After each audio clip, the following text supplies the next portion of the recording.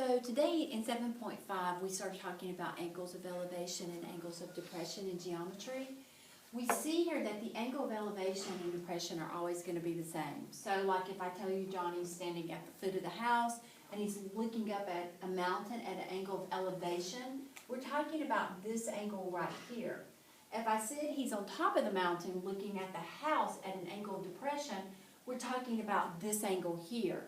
But we can still form the right triangle and work from the angle of elevation because they're going to be the same. Notice how it looks like parallel lines with a transversal. So these two angles would be congruent to each other.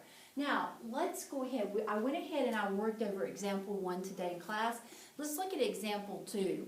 What we have is we have a truck, and we know the distance from the ground to the top of the ramp is 3.5 feet. Okay, so this is a truck with a ramp coming off of it. We also know that the angle of depression is 10, so therefore I can make a right triangle out of it and know that the angle over here on this side is going to be 10 as well. You need to realize that because that's really going to help you with your word problems in trigonometry. What we need to solve for is we need to solve for how long is the ramp itself. So we know coming across, that's opposite over hypotenuse. So we're just going to say sine of 10 is equal to opposite 3.5 over x hypotenuse. So now I'm just going to take my calculator and we are going to type in sine of 10 and we get 0.1737 when we round it off, or 36, 0.1736. I'm going to divide that into 3.5. and we get 20.1 or 20.2. So we see our ramp is 20.2 feet. So hopefully that helps. Now let's go ahead and take a look at example 3.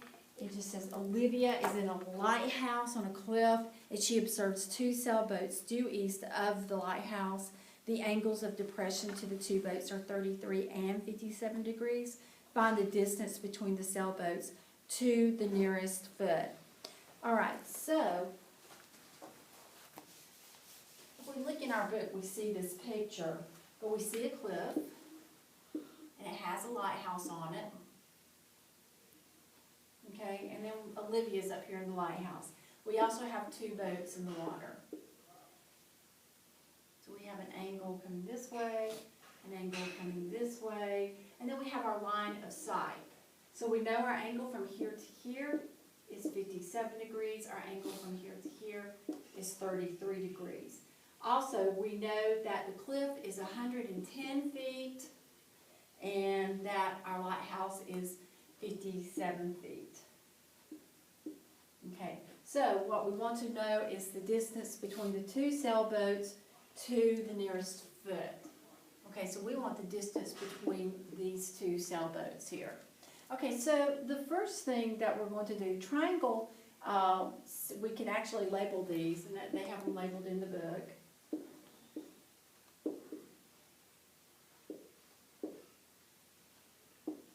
Okay, so we can see here that triangle CDA is a right triangle right here, and then we can also see that triangle CDB is a right triangle as well. So anytime we work with right triangles, we know that we can solve these.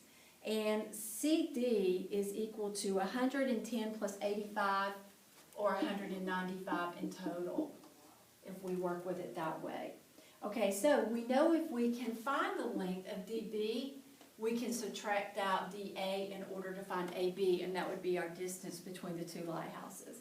So the first thing I'm going to do is, because I know that this is 33 degrees here, I know down here is going to be 33 degrees as well. So I'm going to find the entire length of this bottom by looking at this triangle here, CBD. And we're going to say, okay, tan of 33 degrees is equal to opposite 195 over adjacent, which would be my x. So what I'm going to do is I'm going to take tan of 33, convert it to a decimal, and divide it. And when I do that, I see that it is 300.27 feet. So we know my distance from here to here is 327 feet. However, I need to find my distance from D to A in order to subtract that out. So the way that I'm going to find that distance, or we can find the distance from A to B and subtract it out, whichever one would be the easiest of the two. So what we're going to do is we're going to look at tan of 57 degrees. Okay, so actually the way that I would probably solve this one here is let's just look at the way I would handle this rather than the book.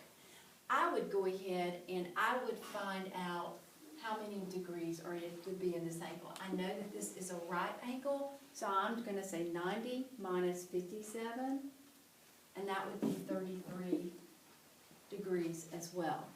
Okay, so what I am going to do now is I would take opposite over adjacent, tan of 33 is equal to opposite this time over 195.